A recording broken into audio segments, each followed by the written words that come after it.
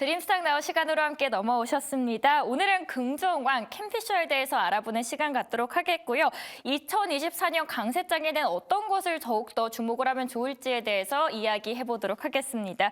오늘 함께 해주실 분은 뉴력퓨전의 이윤수 연구원입니다. 연구원님 안녕하세요. 안녕하십니까.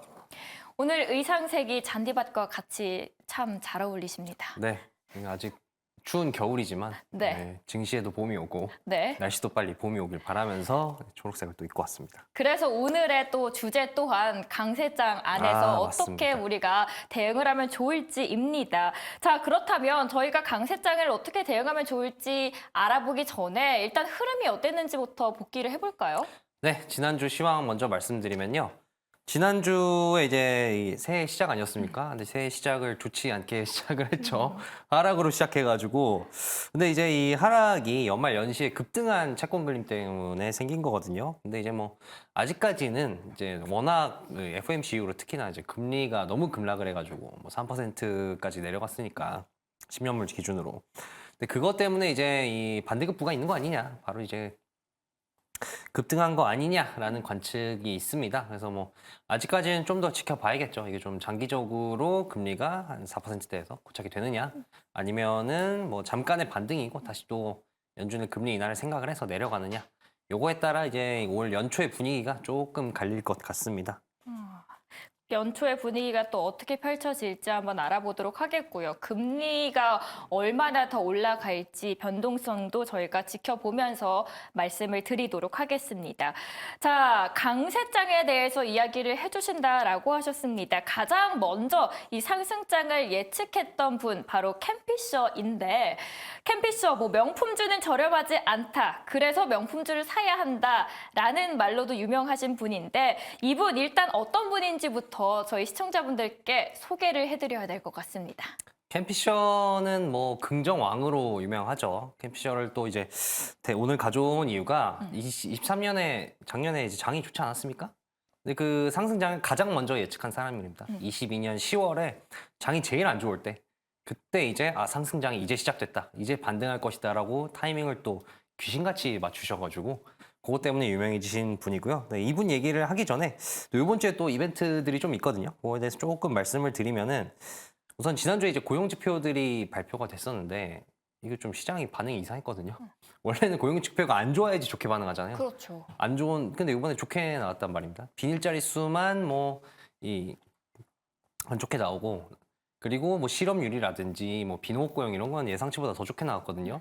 근데도 시장이 좋게 반응을 했단 말입니다. 근데 이런 혼돈된 모습을 보여주는 이유가 제가 봤을 때는 시장은 예전에는 고용이 안 좋아야지 파월이 금리 인하를 할 것이다라고 생각을 했는데 FOMC 이후로 파월이 완전히 또 전향적인 태도를 보여주지 않았습니까? 오랜만에 다시 뭐 비둘기로 돌아왔다라는 뭐 이제 평가도 있는데 이미 이제 시장이 생각을 하는 겁니다. 파월이 이제 금리를 내리는 거는 기정사실이고 이제 중요한 거는 소프트 랜딩 성공하냐 안 하냐인데 거기에 따라서 고용이 또 너무 나쁘면은 경기 침체니까 소프트 랜딩을 위해서는 고용이 괜찮게 나오는 게 도움이 된다라는 식으로 좀 해석을 하는 게 아닌가 싶고 그거와 연관해서 이제 이번 주에 CPI가 있습니다. 그래서 이 CPI가 또 이 소프트 랜딩으로 가는 주요한 길목 중에 하나거든요. 그렇죠. 그래서 이게 어느 정도 나올지 그리고 이 분위기 이어서 또 1월 말에 또 FOMC도 있습니다. 그래서 이번 주에 CPI가 굉장히 중요한 포인트고 그리고 또 중요한 이벤트가 하나 있습니다. 뭐죠? 비트코인 운명의 날이 아, 달려 있습니다. 그렇죠. 많은 분들이 또 궁금해하시죠. 네, 과연 비트코인 승리가 같은 날지. 경우는 지금 보시면 이제 현물 ETF의 데드라인을 나타낸 건데 이제 1월 10일이 마지막입니다. 그러니까 물론 이제 다른 ETF들도 남아 있지만 1월 10일에 이 ETF가 지금 돈나무로 유명한 아크에서 출시한 ETF거든요. 이게 안 되면 나머지도 안 된다고 봐야죠.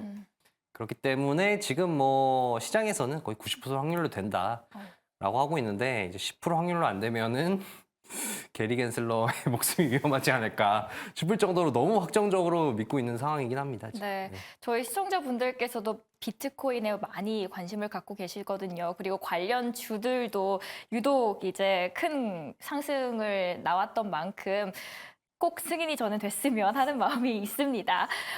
상승의 이유 여러 가지 예측하고 있는데 크게 세 가지로 나누고 있어요. 첫 번째 번째로는 찾아봤더니 아직까지 회의론자들이 많다라고 보고 있더라고요. 네, 그게 무슨 얘기인지 저도요. 싶거든요. 처음에 들으면은. 근데 캠피셔의 지론입니다. 캠피셔는 이제 상승장을 작년에 예언했을 때도 예측했을 때도 그때도 이제 지금 시장이 너무 염세주의적이다라는 식으로 얘기했거든요.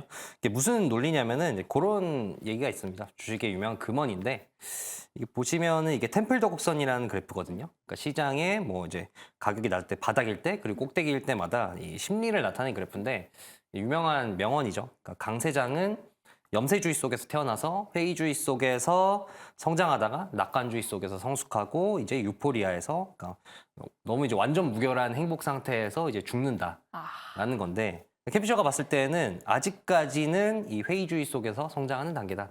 염세주의는 지났지만 그래서 아직까지 회의주의자들이 많다라면서 이제 물가 얘기를 꺼냈습니다.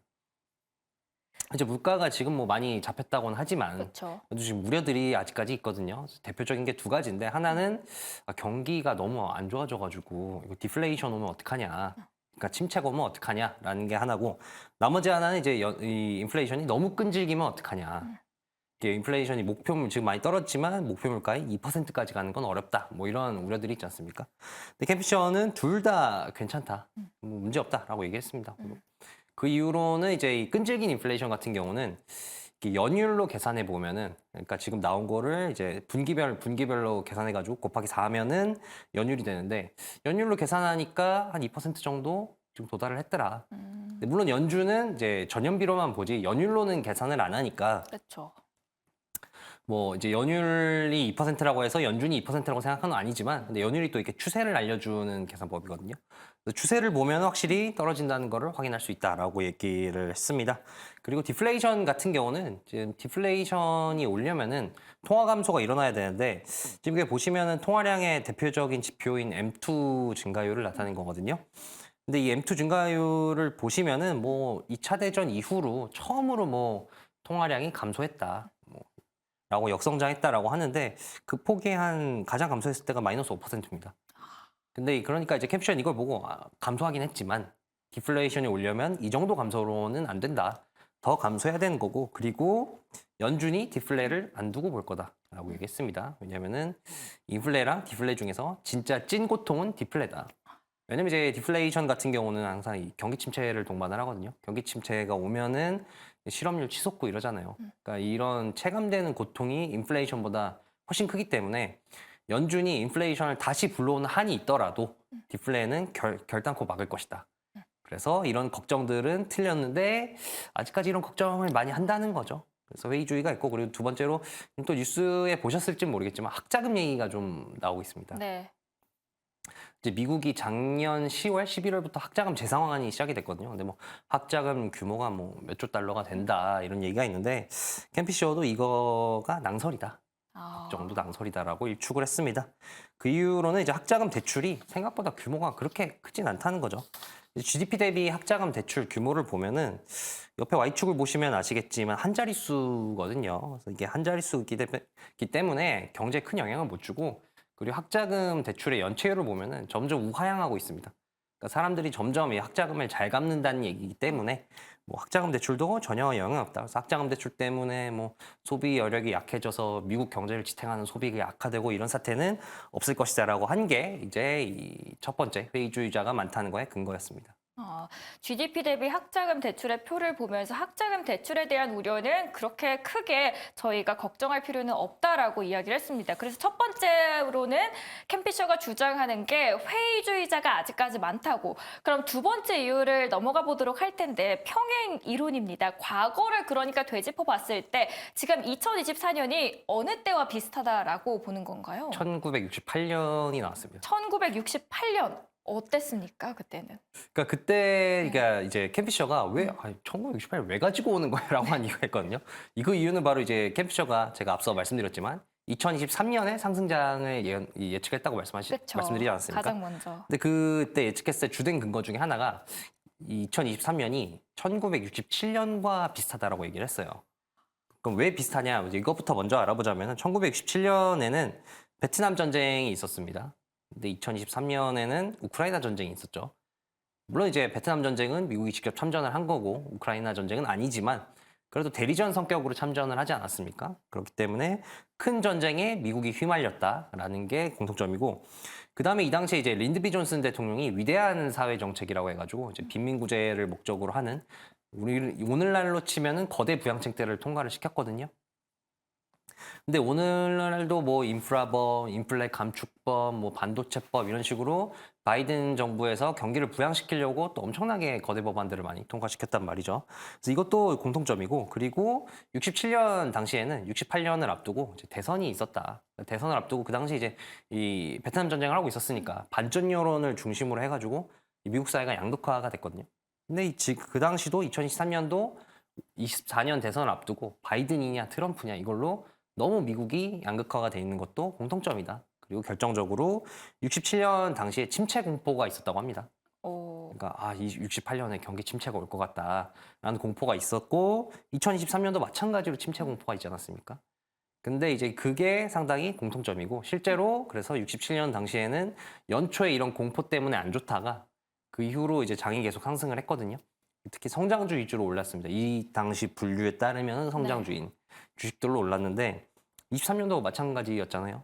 장이 연초에 살짝 안 좋다가 그다음에 계속 마지막에 좋지 않았습니까? 확 올라왔죠. 특히 성장주 위주로 좋다는 그쵸. 것도 공통점이고. 그러니까 이제 그거의 연장선상일 거란 거죠. 24년은 그러면은 68년과 공통점인데, 68년은 어떤 해였냐? 그러니까 이때 당시에 이제 67년에 침체를 걱정했었는데 68년에는 침체가 없다는 게 증명이 됐다. 그러니까 그게 침체 우려가 완전히 씻겨져 나갔고, 그리고 이 당시에 이제 대선을 치르면서 그 당시 뭐 사회가 양극화되고 이런 대선의 걱정들이 있었는데 대선도 뭐 스무스하게 지나갔다. 그러니까 24년도 그렇게 될 것이다라는 거죠. 24년에 침체가 없는 게 증명이 될 거고, 그리고 대선도 캠피셔가 볼 때는 별 문제 없이 잘 넘어갈 거고. 그래서 68년 당시에 이때 수익률이 11% 초중반대였다고 해요. 10% 초중반대. 한 11% 정도 됐는데, 그래서 이거를 근거로 캠피셔는 24년 수익률을 한 10% 초중반대로가 되지 않을까라고 이렇게 봤습니다. 사실 뭐 56년이라는 시간의 갭이 있는데 그 시간 동안 시대가 많이 변했을 텐데 과연 또 이 평행 이론이 맞아 떨어질지 저도 궁금하네요. 그런 말이 있지 않습니까? 이제 역사는 반복되지 않지만 운율은 비슷하다. 저희가 한번 지켜보도록 하겠습니다. 그거는. 그럼 마지막 세 번째가 뭔지 궁금합니다. 대선 효과인데, 통상 지금 11월에 있을 미국의 대선을 앞두고 증시가 더 좋아질 거다 이런 논리인가요? 네, 맞습니다. 선거가 긍정적인 영향을 끼칠 거라는 건데, 캠피셔가 23년도 좋게 봤던 이유 중에 하나가 중간 선거였거든요. 그 당시 그런 말 했잖아요. 이제 중간 선거 치르면은 장이 좋다. 네. 그래서 캠피셔도 이제 중간 선거를 이유로 들었던 건데, 마찬가지로 대선도 보니까 대선이 있는 해 주식이 괜찮더라라는 겁니다. 그래서 실제로 과거 데이터를 보면은 이게 선거가 있는 연도에 S&P 500의 수익률을 나타내는 그래프거든요. 보시면 1928년부터 2020년까지 대선이 있는 해에 주식이 오를 확률이 83%였습니다. 근데 평균 수익률은 11%였고요. 아까 또 11%라는 숫자를 보지 않았습니까? 네. 68년에도 11%, 오. 대선이 있는 해에 평균 수익률도 11%. 뭔가 이제 우연 같지 않은 어쨌든 우연이 그러네요. 있다는 게 그렇고, 그 다음에 이제 또 마이너스 2 플러스 4의 법칙이라는 게 있습니다. 뭐죠, 그게? 그게 뭐냐면은 이 표를 보시면은 대통령 임기 2년 차와 4년 차의 수익률을 비교한 건데, 임기 2년 차에 수익률이 마이너스면은 임기 4년 차에 플러스가 되더라. 근데 그게 1934년부터 2018년까지는 예외 없이 다 이게 맞아 떨어졌다. 2년 차에 이게 주식이 안 좋으면 4년 차 항상 좋아졌다. 그래서 뭐 이런 이유로는 이제 이 4년 차가 되면 선거가 달렸지 않습니까? 현직 대통령 입장에서. 그래서 표를 얻기 위해서 어떻게든 좀 주식을 띄우고 이러려는 노력이 반영된 것이다라는 해석이 있긴 한데, 그래서 이번에도 뭐 큰 예외가 없다면은 이런 법칙을 따를 거라는 거죠. 이럴 경우는 어떡합니까? 그러니까 완전 한쪽으로 쏠릴 경우도 있을 거고 아니면은 비등비등할 경우도 있을 텐데 만약에 한쪽으로 다 쏠린다.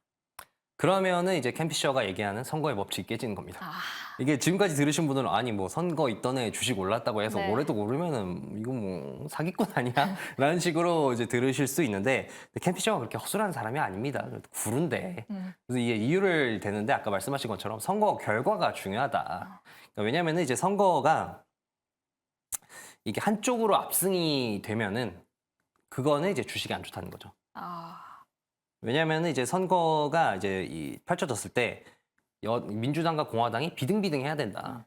그래야지 이제 이 주식에 좋다는 건데 왜냐면은 이제 한쪽이 다 뭐 상하원 다 먹고 뭐 행정부까지 접수하게 되면은 자기가 하고 싶은 거 다 할 수 있지 않습니까? 그렇게 되면은 이제 한쪽에 원하는 거대 법안들이 막 통과가 막 된다는 건데 시장 입장에서는 이제 거대 법안은 거대한 변동성이라고 해석이 될 수 있거든요. 어쨌든 큰 변화가 생기는 거니까. 그렇죠. 근데 이제 비등비등하게 되면은 협상을 해야 됩니다. 그렇게 되면 이제 거대 법안 통과가 어렵겠죠. 그렇기 때문에 이제 이 비등비등하게 교착 상태로 결론이 나면은 그게 이제 시장 입장에서는 앞으로 큰 변동성이 없겠구나라고 해석이 돼서 이제 주식에 좋다는 게 캠피셔의 지론입니다. 그래서 현재 이제 미국 상하원의 의석수인데 이게 네. 중간 선거를 치렀을 때 뭐 상원은 공화당이 이겼지만 그래도 압도적으로 이긴 건 아니고 오히려 상원은 지금 민주당이 약간 앞서고 있고 근데 캠피셔가 봤을 때는 올해는 대통령은 트럼프가 될 것 같은데 근데 상원은 좀 비등비등할 것 같고 여전히 그리고 하원은 오히려 민주당 쪽에 넘어갈 확률이 높다라고 봤습니다. 그래서 뭐 어쨌든 교착 상태가 나오는 거죠. 공화당으로 정권이 넘어가도. 그렇기 때문에 이 선거 결과를 고려했을 때는 주식에 좋을 거다라는 게 캠피셔 해석입니다.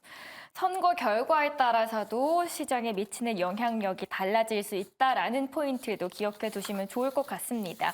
이렇게 시장을 긍정적으로 보는 캠피셔마저도 사실 염두에 두는 리스크는 무조건 있을 것 같습니다. 어떤 리스크들을 이건 좀 피해야 된다라고 보는 것들이 있을까요? 네, 캠피셔 같은 경우는 리스크를 두 가지를 뽑았는데 캠피셔가 하는 리스크에 대한 정의가 있거든요. 그러니까 남들이 다 말하는 리스크는 리스크가 아니라는 거죠. 뭐 침체, 끈질긴 인플레, 디플레 이런 거는 이미 말이 너무 많이 나왔고 그리고 그런 건 다 가격에 반영됐기 때문에 리스크가 아니다. 진정한 리스크란 그 파급력 대비해서 언급이 되는 빈도수가 적은 거다. 그러니까 주목을 많이 못 받는 거죠. 이런 이 포텐셜이 엄청나게 큰데 위험도가 큰데 근데 그 대표적인 예로 두 가지 중에서 첫 번째로 중국을 뽑았습니다. 중국 같은 경우는 요즘 좀 경기가 안 좋다는 얘기가 계속 나왔잖아요. 많이 나오고 있죠. 근데 이제 작년에 뭐 중국이 상당히 좋은 모습을 못 보였습니다만 그래도 이제 글로벌 경기는 괜찮았거든요. 중국은 생각보다 안 좋아도 그렇게 이제 캠피셔가 봤을 때는 중국이 이미 전성기가 끝났다. 이제 내리막길에 들어섰고 중국 경제가 이제 쇠락하는 길만 남았는데 그냥 이렇게 천천히 쇠락하면은 뭐 이건 리스크가 안 된다. 근데 천천히 쇠락하지 않고 갑자기 무슨 사고가 터져가지고 뭐 금위 같은 큰 사건이 터져서 중국 경제가 한 번에 휘청이게 되면은 중국이 또 이제 세계 2위 경제대국 아니겠습니까? 그렇죠. 그렇게 되면 이제 글로벌 경기에 큰 영향을 줄 것이기 때문에 이게 리스크라고 봤고 이제 두 번째는 카슈미르 지역을 꼽았습니다. 카슈미르 지역은 뭐 아시는 분도 계시겠지만 인도. 이제 인도와 중국과 이제 파키스탄이 머리를 맞대고 있는 지역이거든요. 이 지도가 이제 카슈미르 지도인데 지금 생각해 보시면은 인도, 중국, 파키스탄 세 나라 다 핵을 가지고 있거든요. 핵을 가지고 있는 나라가 이렇게 국경을 맞이하고 있는 나라고 그중에서 인도는 세계 인구 이제 1위에 올라섰죠. 중국을 제치고. 네, 성장하고 그리고 있습니다. 중국은 아직 이제 세계 2위, 인구 2위고 그러니까 인구 1, 2위 국가가 또 이렇게 갈등을 빚는 곳입니다. 그래서 여기에 어떤 일이 터지면은 뭐 이스라엘 하마스는 될 것도 없고 우크라이나 러시아 전쟁보다도 훨씬 더 큰 리스크가 된다. 훨씬 더 큰 문제가 될 것이기 때문에 여기를 좀 주목해야 된다. 자기는 개인적으로 여기를 계속 관찰하고 있다고 하더라고요. 그래서 저도 이게 뭐 무슨 일이 있었나 하고 보니까 확실히 좀 긴장도가 많이 올라가기는 했습니다. 작년 연초부터 파키스탄과 인도에서 무력 충돌이 계속해서 일어났고요. 그리고 이제 이 카슈미르에 강이 흐르고 있거든요. 네. 이 강이 이제 파키스탄과 인도 쪽의 수자원 역할을 하는 강인데 그래서 이게 중요하다 보니까 파키스탄과 인도가 사이가 안 좋아도 수자원 협약을 맺었다고 해요. 60년이 됐는데 그 60년 동안 인도와 파키스탄이 전쟁을 하는 와중에도 그 협약은 지켜졌다고 합니다. 근데 작년 들어서 인도가 나 이제 이거 안 지킬래. 내 맘대로 여기 댐 만들 거야. 라고 하고 파키스탄은 그래? 그럼 나도 안 지킬 거야. 라고 하면서 이제 60년 된 조약까지 조금 흔들리고 있는 상황이기 때문에 확실히 긴장도는 심상치는 않다라고 보여집니다. 회색 코뿔소라고 하죠. 이렇게 잠재력이 높은데 시장이 그닥 주목하지 않을 때 이게 오히려 더 큰 리스크로 터질 수 있다라고 말을 하고 있는 거고요. 그렇게 되면 인도랑 중국 쪽에서 터지게 되면 문제가 강세장은 힘들 수 있다라고 보시는 거죠? 네, 여기서 뭔가 지정학적 리스크가 터진다. 이게 과연 뭐 전쟁 가면 안 되겠지만 무력 충돌이 더 확대가 되고 이렇게 된다라고 하면은 캠피셔 같은 경우는 이건 이제 장의 흐름을 바꿀 수 있을 정도의 폭탄이다라고 보고 있는 겁니다. 그럼 저는 이쯤에서 캠피쇼가 이제 투자 방향을 봤을 때 채권과 금, 주식 시장을 나눠서 한번 어떤 시각으로 바라보고 있는지가 궁금합니다. 먼저 채권은 어떤 시각으로 보고 있습니까? 채권 같은 경우는 뭐 올해 추천을 안 하는 기관이 없죠. 다들 추천을 하고 뭐 또 하나의 구루죠. 하우드막스 같은 경우는 아 이제 이 정도 금리면은 주식 안 하고 하이힐드 하는 게 난데라고 얘기할 정도로 채권을 모두가 추천하고 있는데 근데 캠피셔가 봤을 때는 그 정도는 아니야. 이렇게 이 캠피셔가 봤을 때 지금 이 그래프가 이제 미국의 만기 7년에서 10년 사이 회사채들의 가격 인덱스거든요.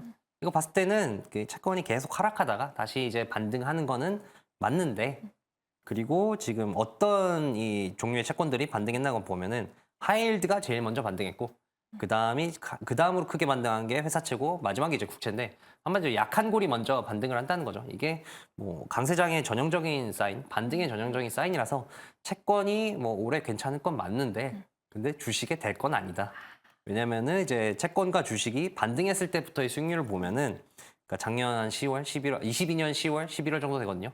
그때부터 수익률을 보면은 이제 채권은 한 9.9%, 약 10% 정도, S&P는 한 36%가 올랐다. 그렇기 때문에 주식 대신 채권화라는 거는 조금 캡셔가 봤을 땐 무리가 있고, 근데 이제 이 포트폴리오 관리 측면에서 좀 이제 이 변동성을 스무딩하기 위해서 채권을 넣는 건 그 정도까지는 괜찮다라고 이렇게 얘기했습니다. 그럼 일단 채권은 그닥 매력적이지 않다라고 보는 거고 그러면 금 많은 분들이 안전자산이라고 생각하면서 하반기에 금 이때 매수해야 되나 많은 분들이 생각하셨을 거예요. 금에 대해서는 어떻게 생각하나요? 앰비션은 금에 대해서 한마디 합니다.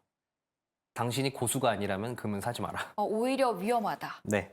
변동성이 더 크다고 보는 건가요? 네, 실제로도 그렇고요. 이 그래프를 보시면 이제 금 가격을 나타낸 거거든요. 절대적인 이 가격은 아니고 이제 금이 이제 처음에 거래가 73년도부터 이제 닉슨 초크 이후로 개인 간의 거래가 돼가지고 이때부터 많이 이때 당시 가격을 1달러로 잡고 그 이후에 금 가격이 어떻게 됐나를 나타낸 건데 이 1980년에 금이 고점을 찍었거든요. 근데 이때 금 잘못 사서 물리면은 30년을 물려 있습니다. 금이 우상향을 예쁘게 하는 자산이 아니거든요. 그래서 실제로 주식과 채권과 비교해 보면은 이게 이 주식과 채권 금의 이제 수익률과 이제 스탠다드 데비에이션, 그러니까 이제 뭐 변동성이라고 볼 수 있죠. 표준 편차를 나타낸 건데 이제 빨간색이 수익률이거든요. 수익률이 금이 주식이나 채권에 비해서 낮습니다. 근데 회색으로 나타낸 변동성은 주식이나 채권에 비해서 훨씬 더 큽니다.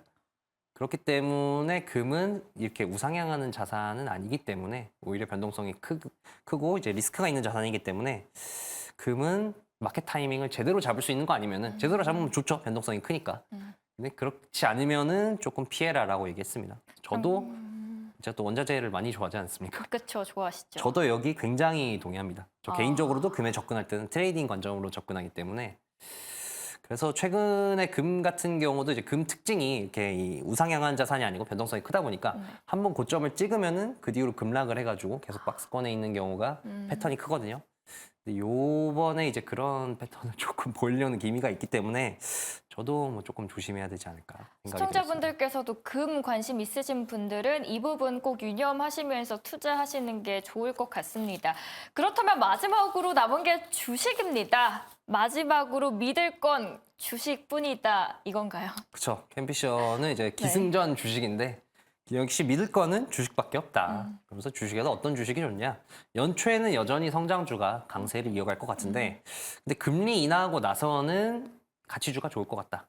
왜냐면은 가치주로 분류된 기업 중에 대부분이 이제 대출을 받아서 사업을 하고 성장을 하는 이제 경향이 있기 때문에 당연히 금리 낮아지면 그런 기업들이 유리해지겠죠. 그래서 금리 인하 이후로는 가치주가 성장주를 조금 리드할 가능성이 있다라고 얘기를 했습니다. 그러면서 이런 얘기도 했는데 이 캠피셔가 22년 10월부터 강세장이 시작됐다고 얘기를 했거든요. 근데 그 강세장이 1년을 버티면은 2년까지는 그대로 간다. 그러니까 23년 10월, 1년 반환 좀 1년 지났으니까 그럼 24년 10월까지는 갈 텐데 이제 그 이후에 만약에 분위기가 회의주의자들이 없어지고 너무 시장이 낙관주의에 빠지면은 이때는 조금 경계를 해야 된다라고 얘기를 했습니다. 마지막으로 그러면 금에 투자해야 된다. 연구원님의 생각도 함께 첨언해 주시죠. 저는 뭐 올해 방향성을 얘기하기엔 아주 좀 이르다고 보고요. 네. 그래서 뭐 캠피셔는 뭐 본인 이제 철학과 이제 작년부터 보던 뷰가 꾸준히 있으니까 이걸 밀고 나가는 건데 저는 뭐 올해 나쁘지 않을 거라고 보지만 캠피셔만큼 이렇게 강하게 상승을 얘기할 수 없을 것 같고 근데 다만 너무너무 이제 동감하는 거는 아까도 말씀드렸지만 금이다. 금을 장기 보유하는 거는 상당히 힘들고 그리고 지금은 또 이 채권 금리가 더 강하게 떨어지지 않으면은 이제 금은 이제 실질 금리의 이제 역수라고 보면 되거든요. 이제 음의 상관관계가 있기 때문에 이제 실질 금리, 그러니까 한마디로 뭐 이 채권 금리가 더 크게 떨어지지 않으면은 금이 다시 뭐 전고 좀 뚫고 오르기에는 힘들 것 같기 때문에 요거는 금 투자 얘기를 들었을 때 좀 유념하시면 좋을 것 같다라고 생각이 됩니다. 네, 2024년 캠피쇼에 대한 전망 알아봤고요. 연구원님의 잔디 의상처럼 파릇파릇한 2024년의 강세장 기대해 보도록 하겠습니다. 잘 들었습니다. 네, 감사합니다.